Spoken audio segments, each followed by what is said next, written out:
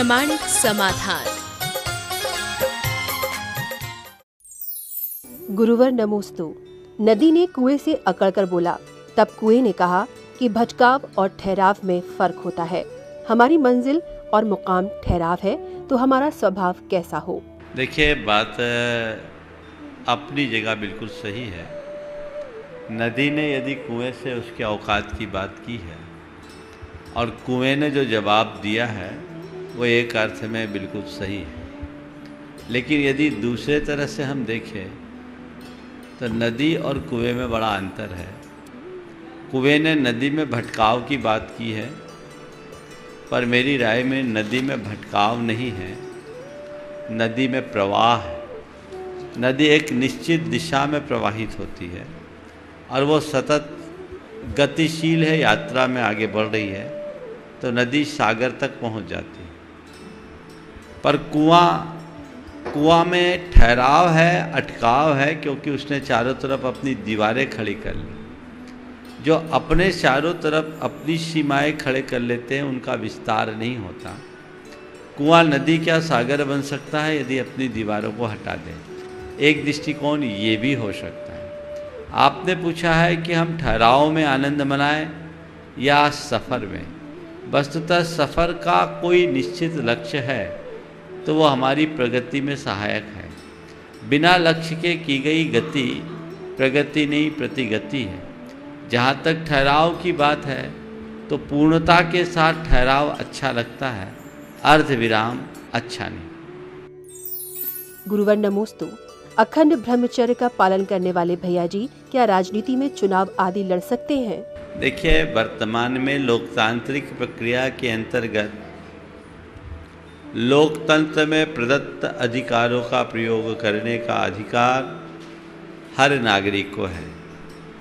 चूँकि ब्रह्मचारी भी एक नागरिक है तो अपने नागरिकता के मौलिक अधिकारों का भरपूर उपयोग कर सकता है, इसमें कोई दोष नहीं है। जहाँ तक चुनाव लड़ना, राजनीतिक पार्टियों को ज्वाइन करने का सवाल है, ब्रह्मचारियों का लक्ष्य क्या, उन्हें ये देखना चाहिए यदि दुनियादारी के मोह से हट करके लगे हैं तो इन प्रपंच में न पड़े ही तो ही अच्छा है।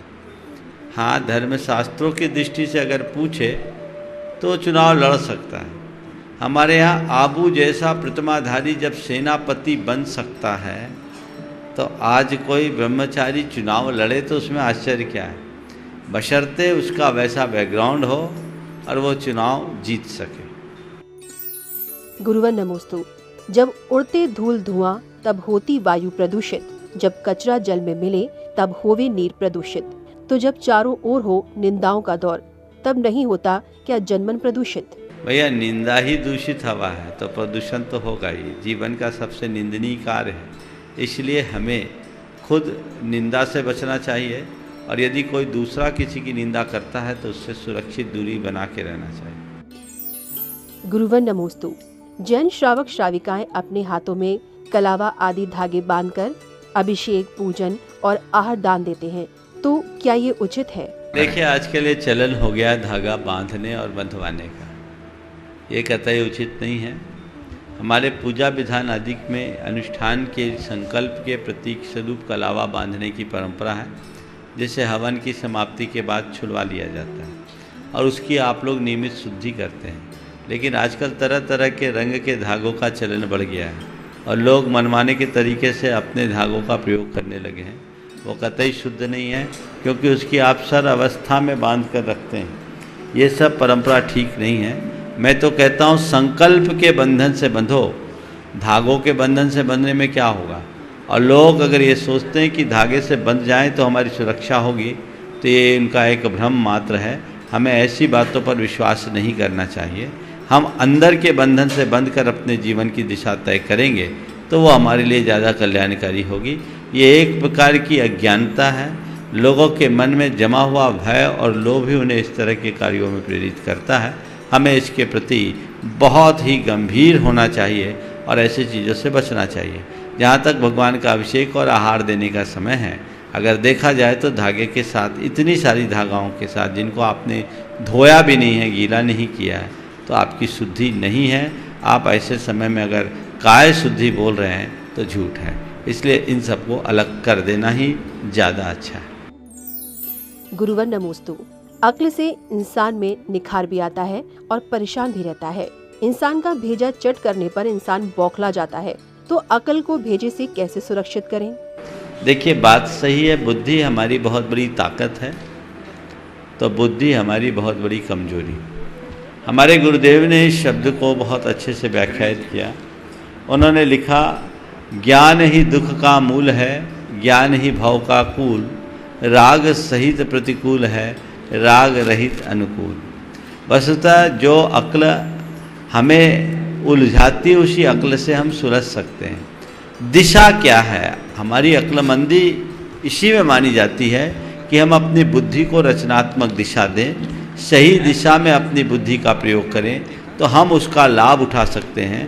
और यदि हम नकारात्मक दिशा में जाएंगे तो कभी उसके सुपरिणाम नहीं आ सकते। इसलिए हमेशा हमें ये ध्यान रखना है कि अपने अक्ल का ज़्यादा दुरुपयोग न करें, न तो किसी का भेजा खाएं, न किसी को भेजा खाने दें, बल्कि यदि कोई भेजा खाने आए भी तो ऐसी अक्लमंदी का काम करे कि सामने वाला खुद समझ जाए। ऐसा हुआ, एक आदमी एक के घर गया और बातें करना शुरू कर दिया, उसका भेजा खाने लगा। बहुत देर हो गई, घंटों बातें करते करते जब वो जाने का नाम नहीं लिया तो उसने अपने नौकर को आवाज़ दिया, रामू जल्दी सामान बांध, रामू जल्दी सामान बांध, चलना है। उसने बोला, साहब कहाँ चलना है, कहाँ जाने की तैयारी है, कहाँ जा रहे हैं? बोला, मैंने सोचा कि आपने मेरे घर पर तो कब्जा कर ही लिया, कम से कम सामान तो बचा लो। सामने वाले को समझ में आ गया। तो बस यही कहता हूँ, न भेजा खाइए, न किसी को भेजा खाने दीजिए। गुरुवर नमोस्तु।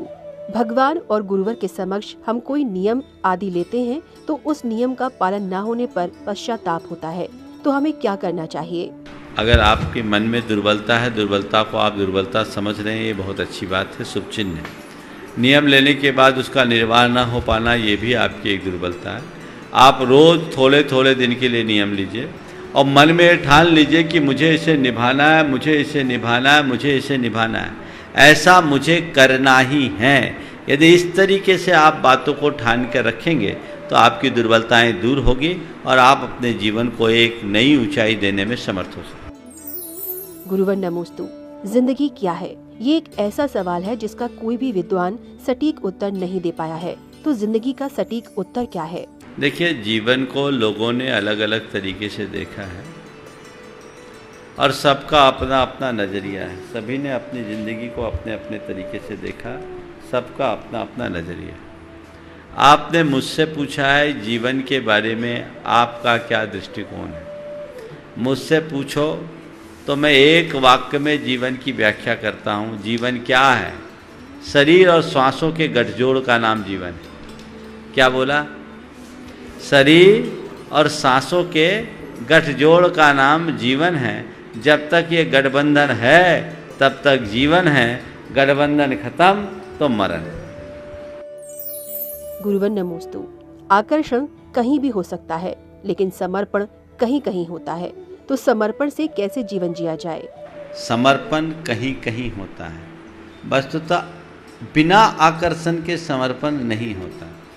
आकर्षण शुरुआत है और उस आकर्षण में जब वृद्धि होती है तो हमारा झुकाव बढ़ता है, हम श्रद्धा से जुड़ते हैं और जब वह श्रद्धा आगे बढ़ जाती है, गहरा जाती है, तो समर्पण का भाव होता है जिसमें जीवन में एक अलग प्रकार का ठहराव होता है। तो हम झुकाव, लगाव और ठहराव की बात को अपने जीवन में अपनाएं। आपने पूछा समर्पण कैसे आए? सबसे पहले जहाँ चाहे समर्पण नहीं होना चाहिए और जहाँ चाहे आकर्षण नहीं होना चाहिए। आकर्षण वही हो जिससे हमारे जीवन की उन्नति हो और उसके साथ श्रद्धा से जुड़कर जब हम निकटता पाएंगे तो समर्पण का भाव बढ़ता है और वही हमारे जीवन का पथ प्रशस्त करता है। गुरुवर नमोस्तु। जब आत्मा अजर, अमर, अविनाशी है और शरीर पुद्गल नष्ट हो जाता है, तो जब किसी जीव को मार दिया जाता है तब उसे हिंसा क्यों कहते हैं? देखिए, किसी को मार दिया जाए तो शरीर मरा है, आत्मा तो अजर अमर है, तो हम उसको मारा ऐसा क्यों कहते हैं? यथार्थ है। जब समय सार की गहराई में आप जाओगे तो वहाँ एक बात लिखी, जो मन नदि हिंसामी हिंसित जामी परे ही सत्य ही सो मूढ़ो अन्नानी नानी एतोद विपरीतो। जो ये मानता है कि मैं हिंसा करता हूँ और मैं मारा जाता हूँ, ऐसा जो बोलता है वो मूढ़ है, अज्ञानी है। ज्ञानी इससे विपरीत है, क्योंकि न मैं हिंसा कर सकता हूँ न मेरी कोई हिंसा करता है। वो आत्मा के स्तर की बात है। लेकिन बंधुओं, हम व्यवहार में जीते हैं, शरीर के साथ जी रहे हैं। हम आत्मा अजर अमर है, ये सत्य है, लेकिन हमारी आत्मा अभी अजर अमर नहीं है। हमारी आत्मा अभी कर्म के बंधन से बंधे होने के कारण प्राणों से सहित है, और प्राणों से सहित होने के कारण हम प्राणी हैं। हिंसा का मतलब है प्राणों का विघात। जहाँ प्राणों का विघात होता है वहाँ हिंसा होती है, और वो हिंसा हमें उलझा करके रख देती है। तो हिंसा करने के भाव में हमारा पतन है। हम यथार्थ आत्मा को न मार सकते हैं न जन्म ले सकते हैं, लेकिन तन उत्पन्न होता है, तन नष्ट होता है, और तन देहधारी का है। आत्मा के साथ तन का संबंध है, इसलिए संसार दशा में ये आत्मा भी देहधारी है। और इस अर्थ में देखा जाए तो उस प्राणी का हनन हो रहा है, प्राणों का विघात हो रहा है, और जहाँ प्राणों का विघात है वहाँ हिंसा है। ये पाप कर्म है, हमें इनसे बचना चाहिए। गुरुवर नमोस्तु। लंदन के दिगंबर जैन समाज द्वारा एक मंदिर का निर्माण हो रहा है, तो मंदिर बनाने का क्या महत्व है और इससे कैसे जुड़े? ये बहुत ही प्रसन्नता का विषय है कि आज लंदन जैसे स्थान पर, ऐसे देश में जहाँ जैन धर्म का कोई अता पता नहीं था, भारी संख्या में जैन भाई वहाँ गए, और वहाँ जाकर आज भी वे जैन धर्म का अनुपालन कर रहे हैं। और वो भी सब के सब युवा भाई हैं, जिन्हें वहाँ गए 10-20 वर्ष हुए। वहाँ जाकर अभी उनने ठीक ढंग से अपनी गृहस्थी भी नहीं बसाई, लेकिन वहाँ जाने के बाद मंदिर बनाने का मनोभाव हो गया। ये अपने आप में कोई छोटी मोटी बात नहीं है। ये बड़ी प्रसन्नता है कि अमेरिका, यूके, ऑस्ट्रेलिया, यूरोप के भी कुछ देशों में जैन लोग जहाँ जहाँ गए हैं वहाँ उन्होंने आज भी धर्म की प्रभावना बना रखी है। जिन शासन का वो अनुकरण कर रहे हैं वहाँ धर्मायतन है, पूजा पाठ आराधना है। ये बहुत ही प्रशंसनीय कार्य है। इसके बदौलत वहाँ जैन धर्म की संस्कृति फल फूल रही है। वस्तुतः जैन धर्म की प्रभावना में जितना मुनियों का योगदान है उतना ही श्रावकों का भी योगदान है। हम मुनिगण धर्म की प्रभावना में अपनी तरफ से लोगों को प्रेरणा देते रहते हैं, लेकिन हमारी एक सीमा है, भारत की सीमा से बाहर नहीं जा पाते। लेकिन जहाँ मुनिजन नहीं जा सकते, 7 समंदर पार मुनियों की वाणी, भगवान की वाणी और भगवान के मंदिर को पहुँचाने का कार्य जो इन लोगों ने किया है वो बहुत ही प्रशंसनीय कार्य है। मुझे बहुत प्रसन्नता है। कल 2 दिन पहले कतर में भी शुक्रवार को लोगों ने महावीर जयंती सामूहिक रूप से मनाई। सबसे पहले तो मैं कहूँगा, भगवान महावीर के जीवन आदर्शों को लोगों तक पहुँचाइए। वहाँ निवास करने वालों में जैन धर्म के और भगवान महावीर के मूलभूत सिद्धांतों की छाप दिखनी चाहिए। मुझे प्रसन्नता है कि वहाँ बहुत सारे युवक युवती हैं, वो इतना अच्छा आचरण कर रहे हैं जैसा भारत में भी जैन लोग नहीं कर पा रहे हैं। ये बहुत ही प्रशंसनीय बात है। मैं कहूँगा कि वहाँ तुम लोग रह रहे हो, जैन नहीं भगवान महावीर के रिप्रेजेंटेटिव बन के रह रहे हो, तो ये तुम्हारी दोहरी जिम्मेदारी है। तुम्हें देखकर लोग जैन धर्म के बारे में अपनी धारणा बनाएंगे। तुम्हारे आचार विचार और व्यवहार में ऐसी पवित्रता होनी चाहिए, दिखनी चाहिए, जिसे देखकर लगे कि सारे विश्व में भारतीय और भारतीयों में जैनियों का एक अलग स्थान है। इनकी सोच अलग है, इनका चिंतन अलग है, इनकी प्रवृत्ति अलग है। ये भाव तुम्हारे अंदर होना चाहिए। वहाँ गए हो तो वहाँ यहाँ के संस्कार लेकर के जाओ, गई हो संस्कार तुम्हारे साथ गए हैं, उन्हें इस तरीके से फलीभूत करो कि युग युगांतरों तक उसकी छाप पीढ़ियों पर पड़ते रहे और हम जैन धर्म की प्रभावना करते रहें।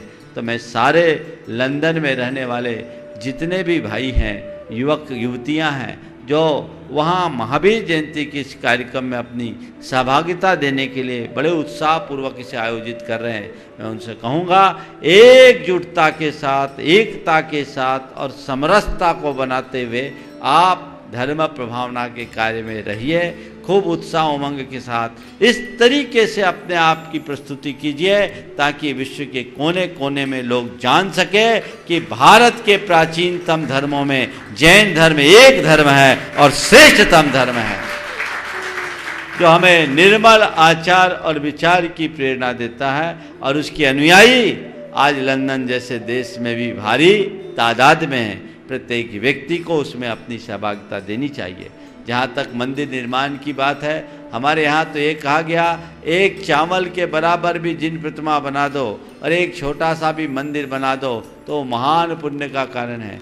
कहीं पर कोई मंदिर का निर्माण करता है तो जब तक उस मंदिर का में पूजा अर्चा होती है, उस मंदिर के निर्माता को उसके पुण्य का 6वां हिस्सा उसे प्राप्त होता है। जितने लोग भी वहाँ पूजा अर्चा करने वाले हैं, उन सब के पुण्य का 6वां हिस्सा उसके खाते में ऑटोमेटिक चला जाता है। ऐसा महापुण्य, और वो भी मंदिर जहाँ अनेक मंदिर हों वहाँ मंदिर बनाना अलग बात है। जहाँ एक भी मंदिर नहीं है वहाँ मंदिर बनाना बहुत ही महत्वपूर्ण बात है। और फिर भी जहाँ मंदिर नहीं है वहाँ मंदिर बनाए वो विशेष पुण्य का काल है। लेकिन जहाँ कभी मंदिर के लिए सोचा नहीं जाए वहाँ मंदिर बनाना महापुण्य का काल है। लंदन के लोग जब मेरे पास अभी बड़वानी में आए थे 52 गजा में, उन्होंने जब मुझे बताया, मेरे सामने प्रस्ताव रखा कि वहाँ पर एक विशाल भूखंड खरीद कर वे लोग मंदिर निर्माण के लिए संकल्पित हैं, मुझे हार्दिक प्रसन्नता हुई कि उस जगह में, उस धरा में जहाँ के लिए लोग मंदिर के निर्माण के लिए सोच नहीं सकते। आज लंदन विश्व के महंगे शहरों में एक है। आज भारत में भी कोलकाता और मुंबई में लोग अगर मंदिर बनाना है तो उनको 100 बार सोचना पड़ता है कहाँ से भूखंड खरीदे। लेकिन उस लंदन जैसी जगह में वहाँ के रहने वाले सारे युवक युवतियों ने ये बीड़ा उठाया है, इसकी जितनी प्रशंसा की जाए उतना कम है। और ऐसी जगह में जहाँ अमूमन मंदिर के निर्माण की बात सोचना भी कठिन है, वहाँ आपने उसके लिए संकल्प लिया है, बहुत अच्छा काम है। मैं तो ये कहूँगा अपना घर 2 बरस बाद बना लेना, भगवान का मंदिर कभी मत छोड़ना। और तुम चाहते हो कि तुम्हारे आने वाले पीढ़ियां धर्म से जुड़ी रहे तो मंदिर की बहुत ज़रूरत है। तुम चाहते हो कि तुम्हारे माँ बाप का साया तुम्हें मिलते रहे तो उनके धर्म ध्यान के लिए मंदिर का निर्माण करो। तुम चाहते हो कि वहाँ श्रावक धर्म का पालन होता रहे तो वहाँ मंदिर के निर्माण की प्रक्रिया को पूरा करो। इसलिए यदि उसमें कोई कमी आए तो अपने निजी कार्यों को थोड़े दिन के लिए गौण कर देना, लेकिन भगवान के मंदिर का जो संकल्प लिया है उसे शीघ्र पूरा करना। ठीक समय पर शीघ्रता से उसकी ठोस योजना बनाए, कार्य करे। मेरा यही आशीर्वाद है और पूर्ण विश्वास है कि जिस तरह का उत्साह उन लोगों में परिलक्षित हुआ है, अभी तो साल भर भी नहीं हुए, पर्यूषण में भूमिका बनी है और बहुत तेज़ी से आगे बढ़ रहे हैं। मैं पूरी की पूरी टीम को इस बात के लिए आशीर्वाद देता हूं और चाहता हूं कि इसी तरह से वे धर्म की प्रभावना में आगे बढ़े और शीघ्र अपने सपनों के मंदिर को साकार करें। गुरुवर नमोस्तु। आजकल लोग मोबाइल, चाकू आदि के गुण दोष को देखते हैं, तो क्या हमें वस्तु के दोषों को देखना चाहिए या अपने व्यक्तित्व के दोषों को? लेकिन जो उसका दुरुपयोग कर रहे हैं उनके लिए दुविधा है। जब तक हम सुविधाओं का सीमित उपयोग करें तो सुविधा है, नहीं तो दुविधा है। ये हमारे विवेक बुद्धि पर है कि हम उसका क्या उपयोग कर रहे हैं। तो हमें चाहिए कि हम विवेक से काम लें। मैं इस तरह की सुविधाओं के खिलाफ कतई नहीं हूँ, लेकिन इतना विवेक तो हमें रखना चाहिए कि ये हमारे जीवन के निर्वाह का साधन है, अंग नहीं। आज लोगों ने उसे जीवन का अंग बना लिया, उसके बिना 4 कदम भी नहीं चलते। तो ये गड़बड़।